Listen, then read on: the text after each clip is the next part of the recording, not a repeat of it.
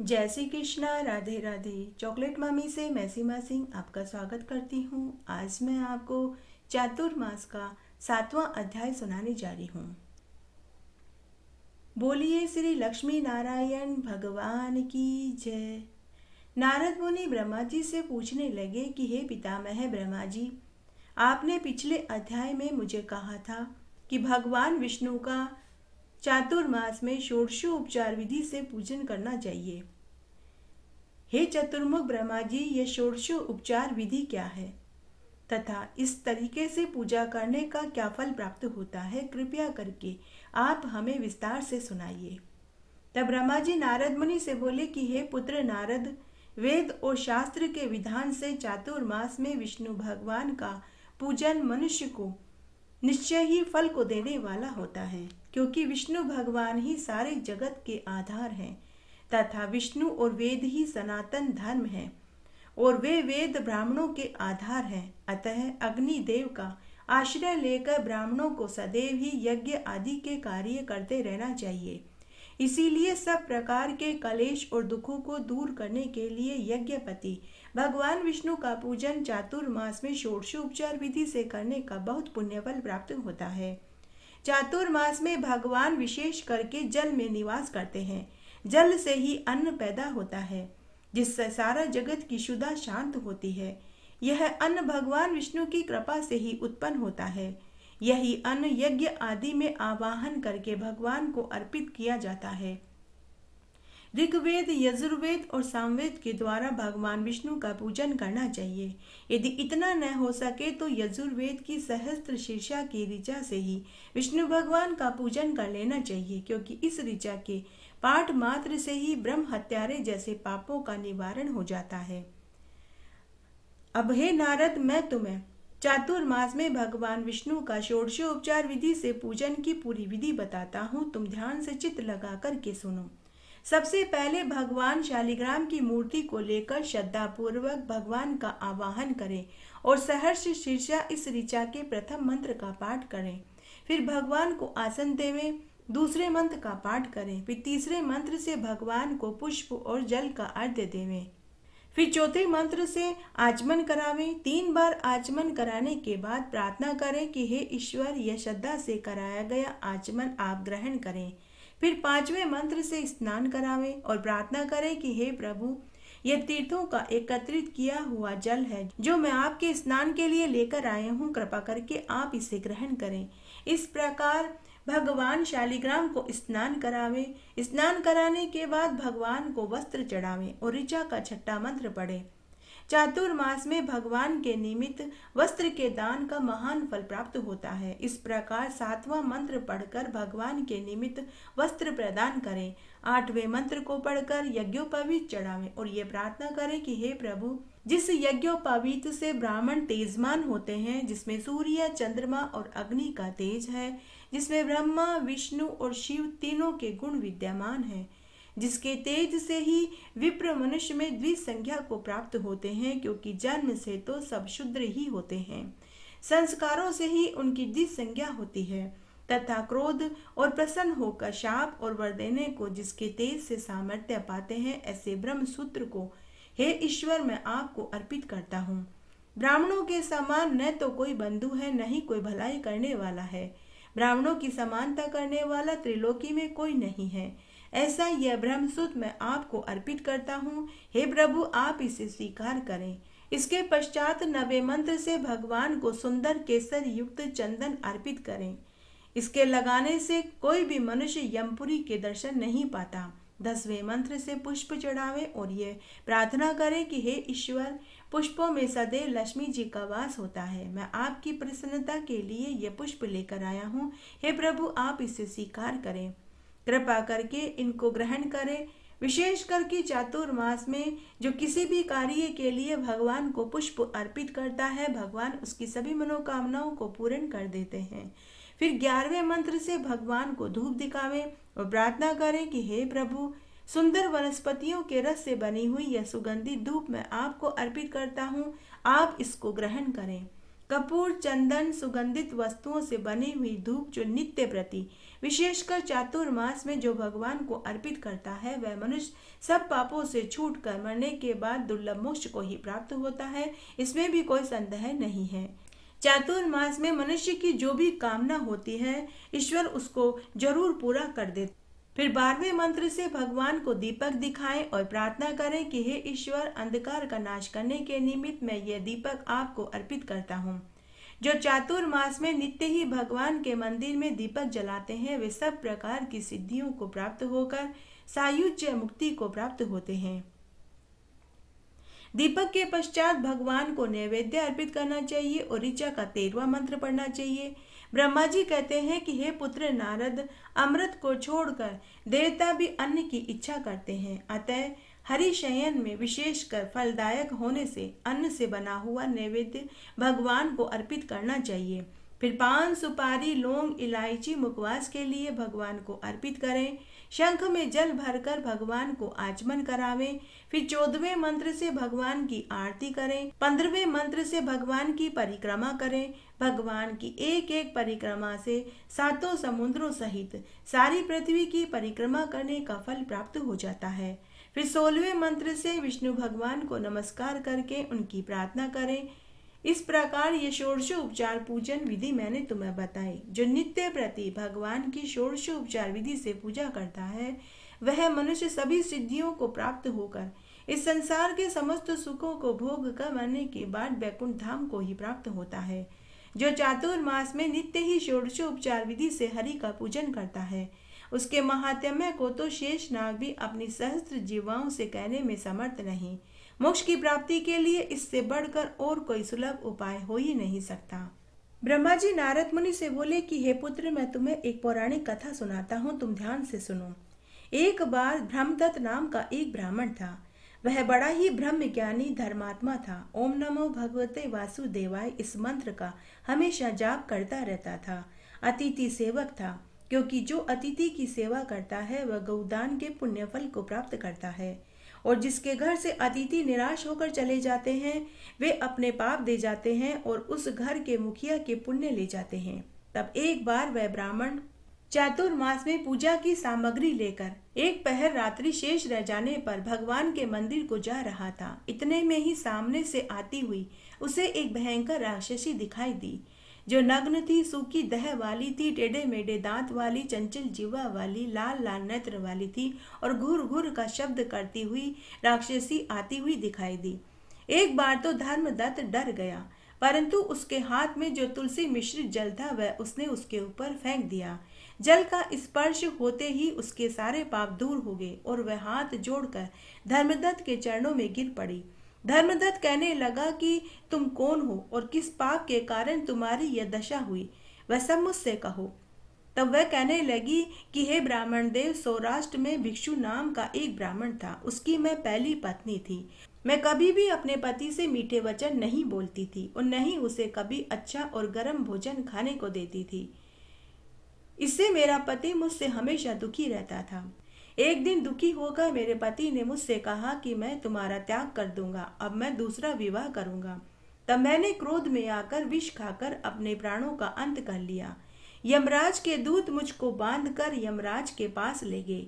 यमराज ने चित्रगुप्त जी को मेरे शुभ अशुभ कर्म बतलाने को कहा।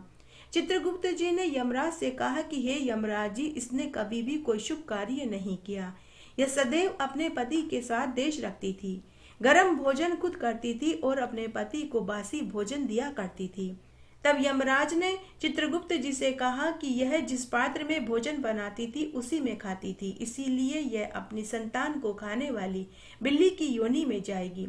यह अपने पति के साथ कलह करती थी, इस कारण यह विष्ठा खाने वाली सूकरी की योनि को प्राप्त होगी। साथ ही इसने आत्महत्या करी, इस कारण यह प्रेत की योनि में जाएगी। इसलिए हे ब्राह्मण देव, मैं 500 वर्ष से इस योनि में फिर रही हूँ। भूख और प्यास से दुखी होकर एक बार मैं एक बनिए के शरीर में प्रवेश कर गई तथा कृष्णा और वेणी के संगम में पहुंच गई। जैसे ही नदी के तीर पर पहुंची तो विष्णु दूतों ने मुझे देख लिया, तो उन्होंने मुझे वेश्या के शरीर से निकालकर बाहर कर दिया तभी से मैं इधर उधर फिर रही हूँ। अभी आपने मेरे ऊपर तुलसी मिश्रित जल छिड़का, जिससे मेरे जीवन भर के समस्त पाप धुल गए और मुझे अपनी पूर्व जन्म की सभी बातों का स्मरण हो आया। हे ब्राह्मण देव, लगता है भगवान विष्णु की मुझ पर अति कृपा हुई है, इसीलिए आज उन्होंने मुझे आपसे मिलवाया है। हे ब्राह्मण देव, अब आप मेरी इन 3 योनियों से छूटने का कोई उपाय बताइए। तब ब्रह्मदत्त कहने लगा कि तुझे देखकर मेरा मन अति दुखी हुआ। तीर्थ, व्रत, दान प्रेत योनि में नहीं हो सकते। तुम्हारे पाप बहुत ज्यादा हैं और पुण्य बहुत कम।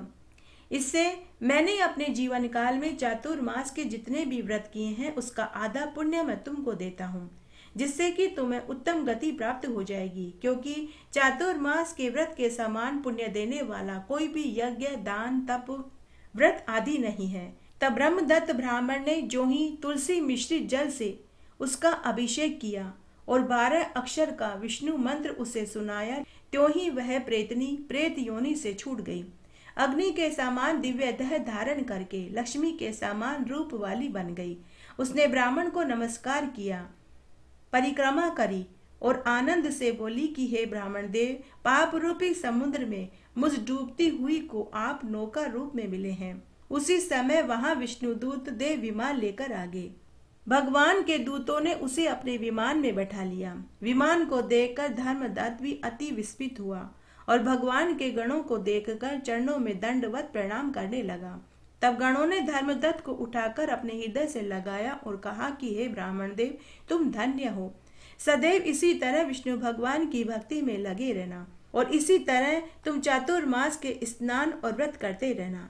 एक दिन तुम्हें भी मुक्ति प्राप्त होगी और तुम्हें भी विष्णुलोक की ही प्राप्ति होगी। बोलिए लक्ष्मी नारायण भगवान की जय। कृष्ण भगवान कहते हैं, होने को टाला नहीं जा सकता। जो विधि का विधान निश्चित है वह होकर ही रहता है। आइए एक पौराणिक पवित्र कथा सुनते हैं। अभिमन्यु के पुत्र थे राजा परीक्षित तथा परीक्षित के पुत्र थे जन्मेजय। तब एक बार राजा जन्मेजय वेद व्यास जी के पास उनके आश्रम में उनसे धर्म का उपदेश सुन रहे थे कि तभी जन्मेजय वेद व्यास जी से बोले कि हे गुरुदेव, जहाँ आप जैसे महान समर्थ गुरुजी थे, भगवान श्री कृष्ण थे, भीष्म पितामह, गुरु द्रोणाचार्य, कुलगुरु कृपाचार्य जी और धर्मराज युधिष्ठिर जी थे, इतने महान पावन महान पुरुष थे, फिर भी आप महाभारत के युद्ध को होने से नहीं रोक पाए। महाभारत के उस युद्ध में अपार जनधन की हानि हो गई। यदि उस समय उस युग में मैं होता तो अपने पुरुषार्थ से महाभारत का युद्ध होने ही नहीं देता। यह इतना विनाश होता ही नहीं, मैं विनाश होने से बचा लेता। उस समय जन्मेजय की बातों में अहंकार भरा हुआ था। वेद व्यास जी बोले कि हे पुत्र, तुम अपने पूर्वजों की क्षमता पर शंका मत करो। यह तो विधि का विधान था जो पहले से ही होना निश्चित था, इसे टाला नहीं जा सकता था। यदि ऐसा हो सकता तो सिर्फ कृष्ण भगवान में इतनी सामर्थ्य थी कि वे महाभारत का युद्ध होने से रोक सकते थे। परंतु जन्मेजय अपनी बात पर अड़े रहे और बोले कि गुरुदेव, मैं इन सिद्धांतों को नहीं मानता। तब वेद व्यास जी बोले कि तुम्हें क्या सबूत चाहिए, तुम बताओ। मैं तुम्हें तुम्हारी शंका दूर करने के लिए जो तुम चाहते हो, मैं तुम्हें वही सबूत देने को तैयार हूँ। तब कुछ सोचकर जन्मेजय वेद व्यास जी से बोले कि हे गुरुदेव, आप तो त्रिकालदर्शी हैं, आपको वर्तमान, भूतकाल, भविष्यत काल में घटने वाली सभी बातों का ज्ञान है। आप एक कुशल भविष्यवक्ता हैं। अब आप मेरे जीवन की किसी होने वाली घटना को मुझे बताइए, मैं आपको उस घटना को घटने से रोककर बताऊंगा। मैं घटित होने वाली घटना को ही रोक दूंगा और प्रमाणित कर दूंगा कि विधि के विधान को टाला जा सकता है। तब वेद व्यास जी ने जन्मेजय से कहा कि हे पुत्र, सोच लो। जन्मेजय ने कहा कि गुरुदेव, मैंने सोच विचार कर ही आपको कहा है। तो वेद व्यास जी बोले कि ठीक है पुत्र, तुम यही चाहते हो तो सुनो। कुछ बरस बाद एक दिन तुम काले घोड़े पर बैठकर शिकार करने जाओगे। तुम्हारा घोड़ा दक्षिण दिशा में एक समुद्र पर जाकर रुकेगा। वहां तुम्हें एक बहुत सुंदर युवती दिखाई देगी जिसकी सुंदरता पर तुम मंत्रमुग्ध हो जाओगे। उस युवती को लेकर तुम महल में आओगे और उससे तुम विवाह कर लोगे। मैं तुमसे बहुत मना करूंगा कि तुम यह सब मत करना, लेकिन फिर भी तुम ये सब करोगे। उसके कुछ समय बाद उस युवती के कहने पर तुम एक यज्ञ करोगे। हे पुत्र, मैं आज तुम्हें चेतावनी देता हूँ कि तुम वह यज्ञ वृद्ध ब्राह्मणों से करवाना, लेकिन तुम फिर भी युवा ब्राह्मणों से ही यज्ञ करवाओगे। यह सुनकर जन्मेजय हंसते हुए बोले कि हे गुरुदेव, आपने मुझे चेता दिया तो फिर मैं यह सब क्यों करूंगा? भला कोई मनुष्य जलती अग्नि में अपना सिर क्यों डालेगा? हे गुरुदेव, मैं अब काले घोड़े पर ही नहीं बैठूंगा। अगर मैं काले घोड़े पर ही नहीं बैठूंगा तो ये सब घटनाएं ही घटित नहीं होगी। तब वेद व्यास जी बोले कि हे पुत्र, यह सब तो होकर रहेगा, लेकिन तुम पहले मेरी पूरी भविष्यवाणी तो सुनो। तब तुम यह यज्ञ युवा ब्राह्मणों से करवाओगे। तब यज्ञ के दौरान युवा ब्राह्मण रानी की किसी बात पर हंसेंगे, जिससे नाराज होकर रानी के कहने पर तुम उन युवा ब्राह्मणों को प्राण दंड दोगे, जिससे तुम्हारे ऊपर ब्रह्महत्या का पाप दोष चढ़ जाएगा। उससे तुम्हें कुष्ठ क्षय रोग होगा और यही तेरी मृत्यु का कारण बनेगा। इस भविष्यवाणी को तुम रोक सको तो रोक कर बताओ। वेद व्यास जी की भविष्यवाणी सुनकर जन्मेजय महल में आ गए। उन्होंने शिकार पर जाना ही छोड़ दिया। समय बीता। एक दिन होली का समय जब आया तो जन्मेजय की शिकार खेलने की इच्छा जागृत हुई। उन्होंने मन ही मन निश्चय किया कि मैं शिकार पर तो अवश्य जाऊंगा, लेकिन काले घोड़े पर बैठकर नहीं जाऊंगा। उन्होंने अस्तबल में जाकर देखा तो उस समय केवल काला घोड़ा ही था। राजा जन्मेजय फिर से सोचने लगे कि गुरुदेव ने भविष्यवाणी करी थी कि दक्षिण दिशा में मत जाना। मैं काले घोड़े पर बैठकर शिकार करने तो जाऊंगा, लेकिन दक्षिण दिशा में ही नहीं जाऊंगा। लेकिन जैसे ही जन्मेजय काले घोड़े पर बैठे और घोड़े की कमान खींची तो वह घोड़ा अनियंत्रित हो गया। वह दक्षिण दिशा की ओर दौड़ पड़ा और वह सीधे समुद्र तट के पास जाकर रुका। वहां एक बहुत सुंदर युवती मिली। राजा जन्मेजय का मन उसके ऊपर आ गया। राजा ने सोचा कि मैं इसे महल में तो ले जाऊंगा, लेकिन विवाह नहीं करूंगा। लेकिन उस युवती ने भी शर्त रख दी कि मैं आपके साथ महल में तभी चलूंगी जब आप मुझसे विवाह करेंगे।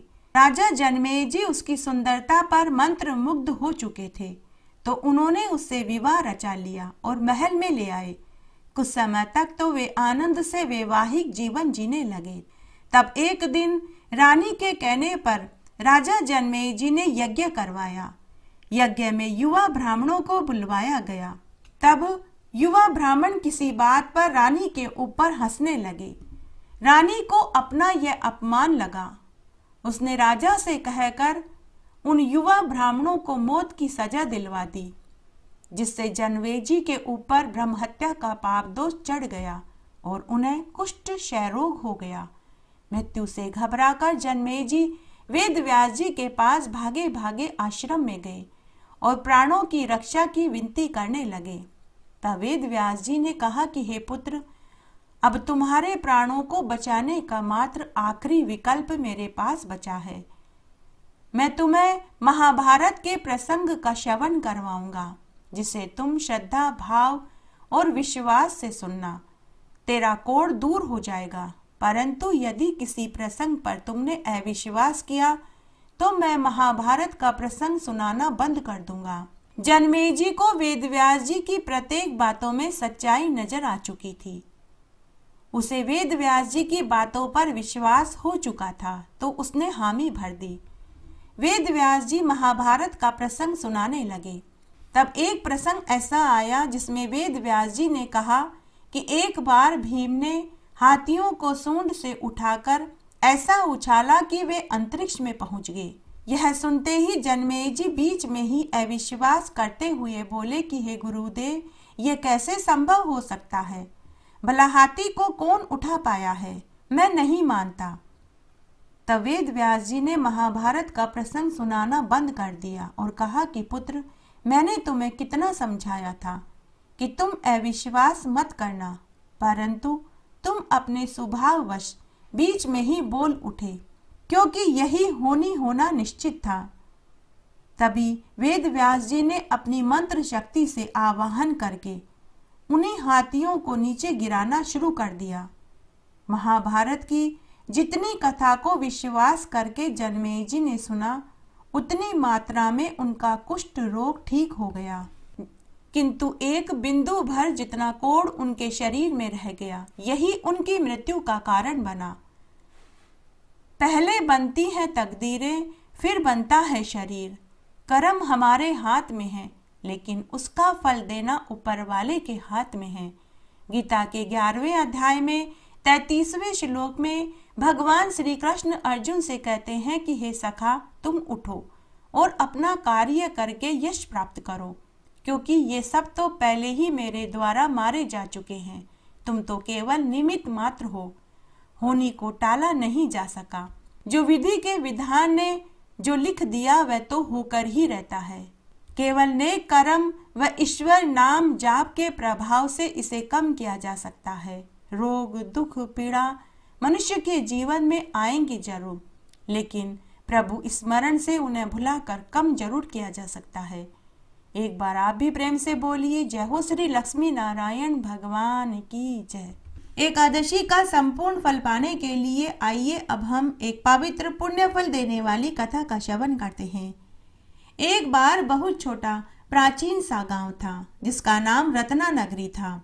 उस गांव में एक ब्राह्मण दंपति अपने इकलौते पुत्र के साथ रहते थे। उस ब्राह्मण को अपने बाप दादा से एक महारत हासिल हुई थी। वह हस्त रेखा, मस्तिष्क रेखा और जन्म कुंडली देखकर वर्तमान, भविष्यकाल और भूतकाल में घटने वाली घटनाओं को पढ़ लेता था। वह सोमदत्त ब्राह्मण बड़ा ही समझदार, व्यावहारिक और धार्मिक प्रवृत्ति का था। वह हर एकादशी का उपवास करता था। भगवान गणेश, महेश, विष्णु और हनुमान जी और माँ दुर्गा का परम भक्त था। पंच देवताओं की पूजा पाठ करके ही वह अन्न जल ग्रहण करता था। जब ब्राह्मण ने अपने बुजुर्गों से यह महारत सीखी थी तो उन्होंने कहा था कि बेटा, इस विद्या का दुरुपयोग कभी मत करना। इस विद्या का दुरुपयोग करके धन कमाने में मत लगा देना। यह विद्या इंसान को अमीर बना देगी तो गरीब भी बना सकती है। अगर इस विद्या का दुरुपयोग किया गया तो जान से हाथ भी धोना पड़ सकता है। तब सोमदत्त ने अपने बड़ों के कथना अनुसार ही कार्य किया, कभी भी इस विद्या का दुरुपयोग नहीं किया। इस तरह समय बीतने लगा। तब एक दिन ब्राह्मण सोमदत्त ने सोचा कि मेरे बाद इस विद्या को आगे कौन बढ़ाएगा, अतः मुझे अपने पुत्र को भी यह विद्या सिखा देनी चाहिए। तब एक दिन ब्राह्मण सोमदत्त ने अपने बाप दादाओं की विद्या अपने पुत्र विष्णुदत्त को सिखाने की सोची। अब वह रोज 1 घंटा अपने बेटे को हस्त रेखा, मस्तिष्क रेखा और जन्म कुंडली की शिक्षा देने लगा। सोमदत्त ने अपने पुत्र से कहा कि हे पुत्र, हाथ की रेखा हमेशा सीधे हाथ की देखी जाती है। दीपक की रोशनी से हस्त रेखा देखनी चाहिए, इससे रेखाएं स्पष्ट दिखाई देती है। रेखाएं पढ़ने में मदद मिलती है तथा मस्तिष्क रेखा ज्ञान, ध्यान, संयम से देखनी चाहिए। उसके बाद कागज पर हाथों की लकीरें बना बनाकर वह अपने पुत्र को हस्तरेखा की पढ़ाई कराने लगा। सोमदत्त ने अपने पुत्र से कहा कि हे पुत्र, गहरी रेखाएं उपलब्धि और सफलता की सूचक है तथा टूटी रेखाएं बाधाएं और कष्ट और मृत्यु की सूचक होती है। हाथों की रेखाएं देखकर हृदय रेखा, मस्तिष्क रेखा, जीवन रेखा, सूर्य रेखा, मंगल रेखा, भाग्य रेखा, स्वास्थ्य रेखा, विवाह रेखाएं मुख्य होती है। इस तरह पंडित जी अब रोज अपने बेटे को 1 घंटा शिक्षा देने लगे। शिक्षा पूरी देने से पहले ही एक दिन पंडित जी अज्ञात बीमारी से चल बसे। उसी गम में पंडितानी भी परलोक सिधार गई। बेचारे विष्णुदत्त पर दुखों का पहाड़ टूट पड़ा। तब सगे संबंधियों ने एक ब्राह्मण कन्या से उसका विवाह करा दिया। घर चलाने के लिए धन की जरूरत थी। अब विष्णुदत्त अपने पिता की सिखाई विद्या से धन कमाने के लिए घर से निकल पड़ा। उसके पिता ने 3 शिक्षाएं दी थी, हस्तरेखा, मस्तिष्क रेखा और जन्म कुंडली देखना, लेकिन सभी विद्याएं उसने अधूरी सीखी थी। अधूरी जानकारी किसी बड़े झूठ से भी अधिक खतरनाक होती है, इस बात की जानकारी विष्णुदत्त को नहीं थी। अब वह इस विद्या का प्रयोग धन कमाने में करने लगा। वह लोगों की हस्तरेखा, मस्तिष्क रेखा और जन्म कुंडली देखकर उनके वर्तमान, भविष्यकाल और भूतकाल में घटित घटनाओं को बताने लगा। लोगों में उसकी ख्याति बढ़ गई। देखते ही देखते वह बहुत अमीर हो गया। तब एक दिन उसकी ख्याति नगर के राजा के महल तक पहुंची। तब राजा ने भी अपना वर्तमान, भविष्यकाल और भूतकाल जानने के लिए विष्णुदत्त को महल में बुलाया। तब राजा ने पूछा कि अरे ब्राह्मण, जरा मेरे हाथों और माथे की लकीरें देखकर बताओ, मेरे कितने पुत्र होंगे। विष्णुदत्त को अपनी शिक्षा पर अहंकार हो चुका था। किसी बड़े बुजुर्ग ने सच ही कहा है, अहंकार की परत तो गरत में ही मिलती है। तब विष्णुदत्त ने राजा की हस्त और मस्तिष्क रेखा देखकर कहा कि हे महाराज, आपके 3 पुत्र और 1 पुत्री होगी, लेकिन आपके ये तीनों पुत्र आपसे पिछले जन्म का उधार मांगते हैं। जिस दिन आप उनका उधार ब्याज सहित चुका देंगे, वे एक एक करके मर जाएंगे, लेकिन आपकी बेटी जीवित रहेगी, क्योंकि वह न तो आपकी ऋणी है और न आप उसके ऋणी हैं। राजा को यह सुनकर बड़ा क्रोध आया। राजा ने उसे जेल की सजा सुना दी और कहा कि अगर तेरा कहा सच हुआ तो मैं तुझे अपना आधा राजपाट दे दूंगा, और अगर तेरा कहा झूठ निकला तो मैं तुझे फांसी पर लटका दूंगा। इस तरह समय बीतने लगा। एक दिन रानी गर्भवती हो गई। एक एक करके उसे 3 पुत्र और 1 पुत्री हुई। तब एक दिन रानी ने मन ही मन सोचा कि उस पंडित का कहा तो सच हो रहा है, मेरे 3 पुत्र और 1 पुत्री हुई।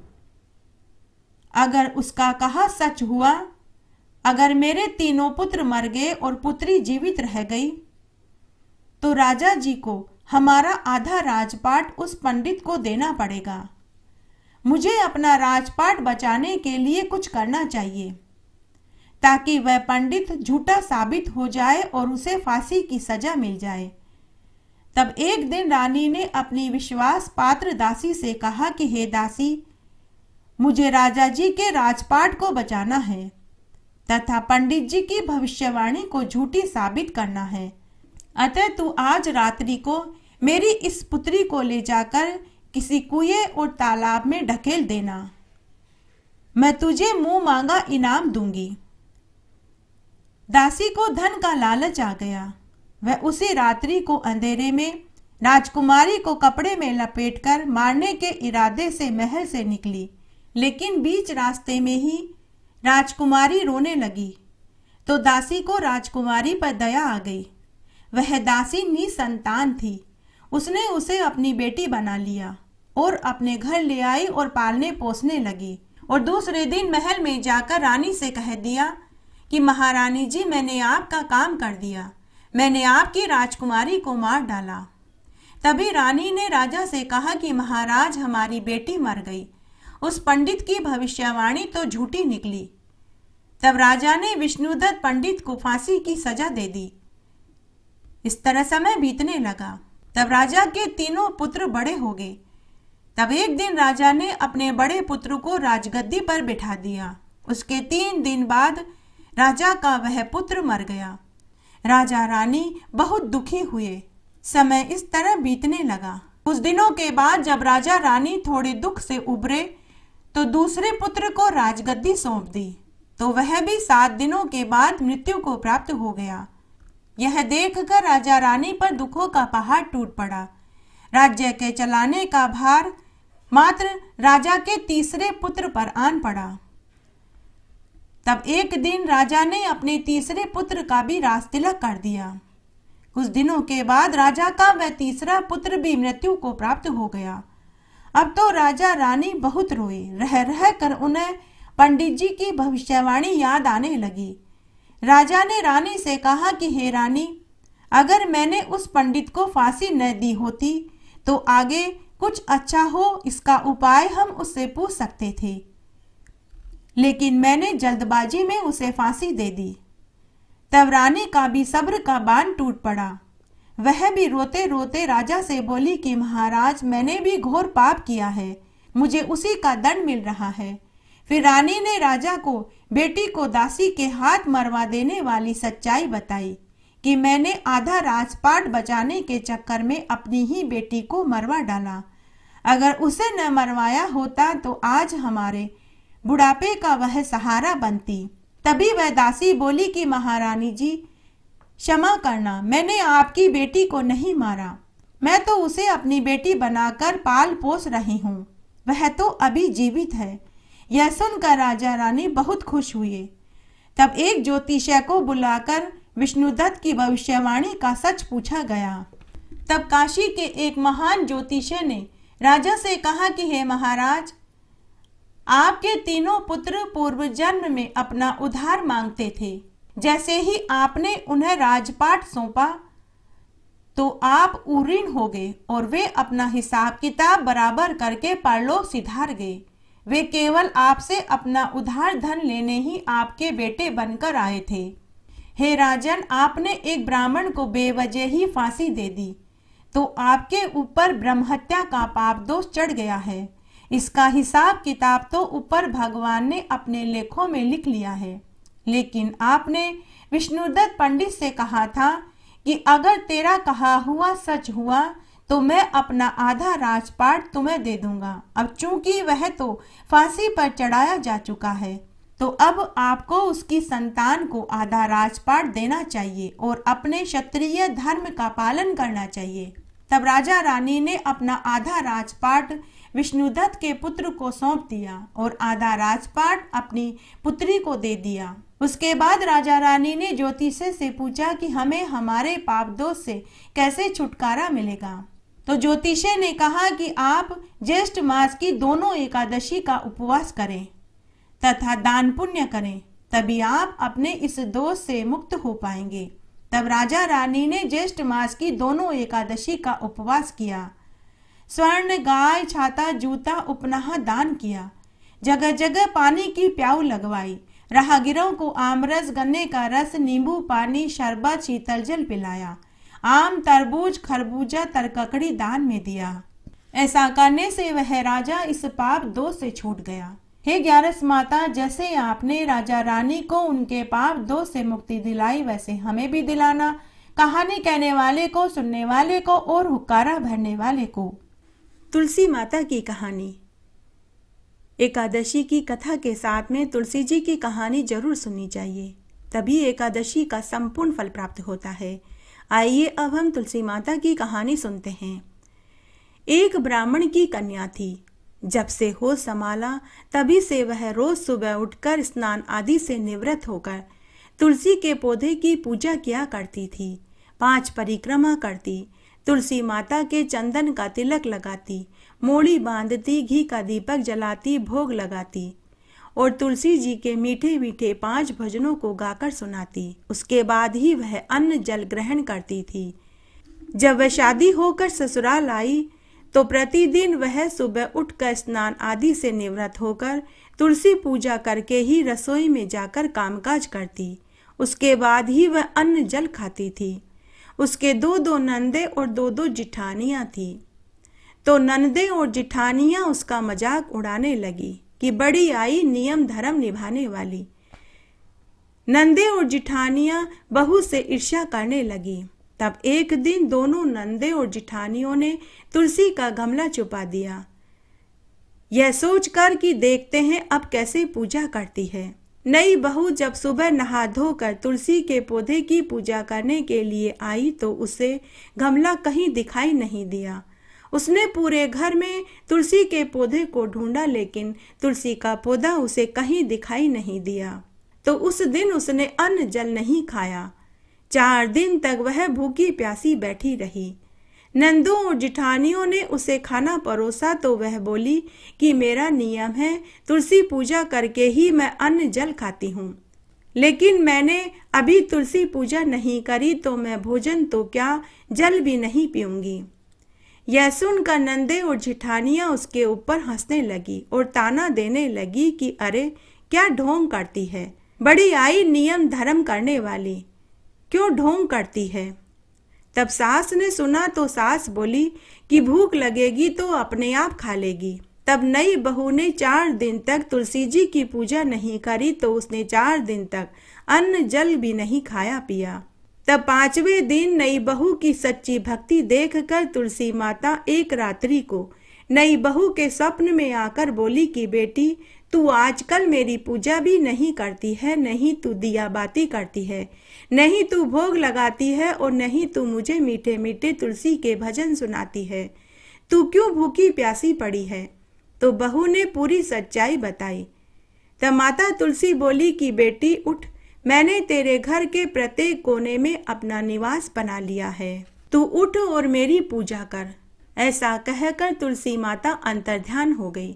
सुबह जब नई बहू सोकर उठी तो उसे रात्रि के स्वप्न वाली बात याद आई।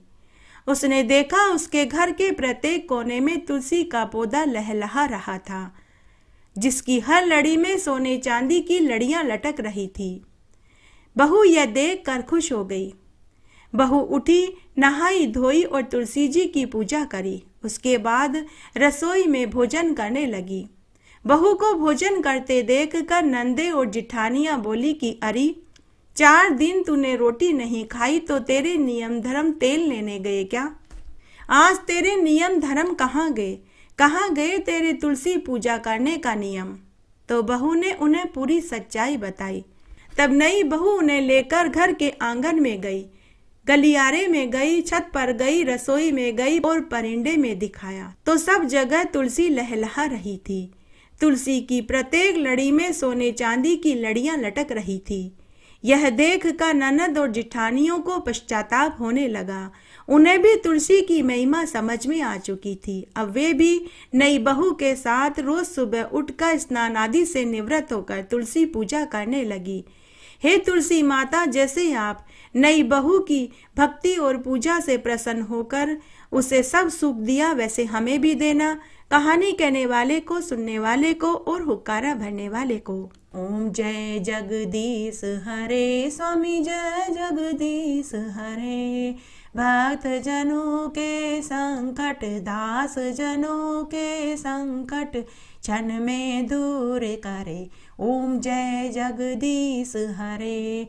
जो ध्यावे फल पावे, दुख बिन से मन का, स्वामी दुख बिन से मन का। सुख संपत्ति घर आवे, कष्ट मिटे तन का।